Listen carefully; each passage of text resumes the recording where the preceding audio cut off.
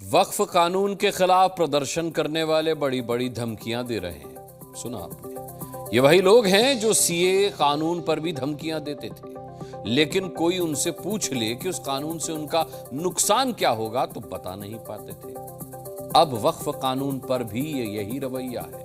उन्हें शायद पता भी नहीं होगा कि भोपाल में वक्फ की 90% जमीन पर कब्जा है, लेकिन किसी भी प्रदर्शनकारी ने उस कब्जे के खिलाफ प्रदर्शन किया? कभी नहीं किया।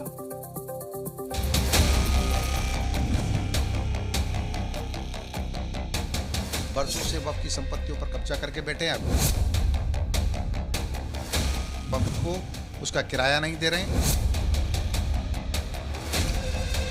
एक तरफ भोपाल में मुट्ठी भर मुसलमान वक्फ कानून के खिलाफ सड़कों पर उतरकर प्रदर्शन कर रहे हैं और अपनी मांग मनवाने के लिए अंतिम सांस तक लड़ने की धमकी दे रहे हैं, तो वहीं इन प्रदर्शनकारियों की नजर भोपाल में ही वक्फ की कब्जाई जमीन पर नहीं पड़ रही, जिसे कब्जा मुक्त कराने की गुहार खुद प्रदेश वक्फ बोर्ड के चेयरमैन को लगानी पड़ रही है।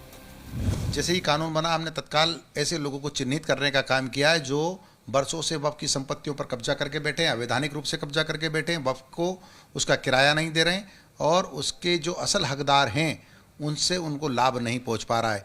ऐसे हमने लोगों को चिन्हित किया है, उनको नोटिस देने वाले हैं, उनको कह रहे हैं कि आप या तो वैधानिक रूप से हमारे किराएदार बनिए या आप हमारे स्थान को खाली करिए।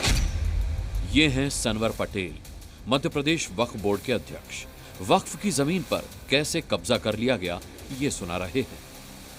ये मध्य प्रदेश वक्फ बोर्ड की जमीन है और इसी जमीन के ठीक बगल में बना हुआ है जीवन रेखा हॉस्पिटल। हॉस्पिटल का नाम जीवन रेखा है, लेकिन इसकी वजह से वक्फ की कमाई की रेखा बिगड़ गई है। यह हॉस्पिटल वक्फ की जमीन पर बना हुआ है, लेकिन वक्फ बोर्ड को कोई किराया नहीं दे रहा।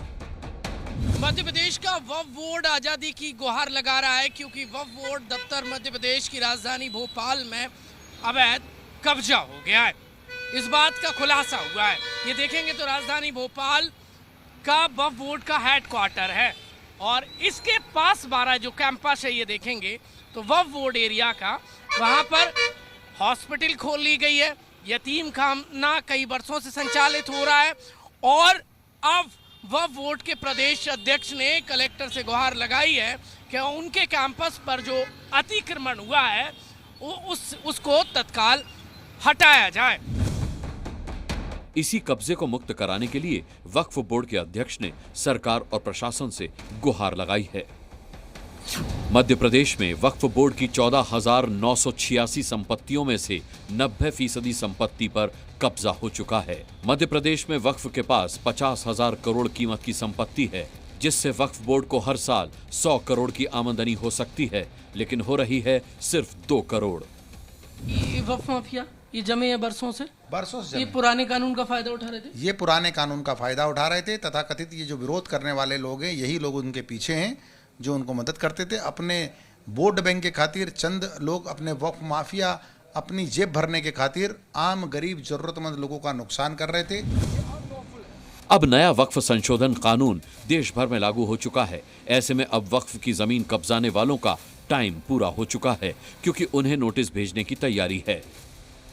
वक्फ की जमीन पर कब्जा करने वाले 2000 लोगों को नोटिस भेजा जाएगा। पहले नोटिस भेजा जाएगा ताकि वो कब्जा खाली कर दें, और अगर नोटिस से नहीं मानेंगे तो फिर बुलडोजर एक्शन भी हो सकता है।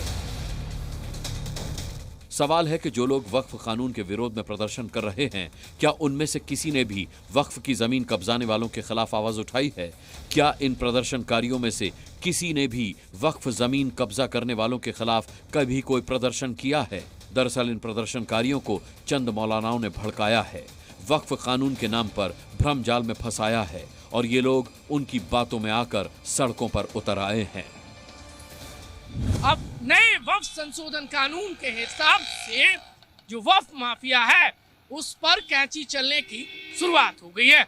लेकिन हैरत वाली बात यह है कि भोपाल वक्फ हेडक्वार्टर पर ही कब्जे की बात सामने आई है। कैमरामैन रजत दुबे के साथ प्रमोद शर्मा, जी न्यूज़ भोपाल।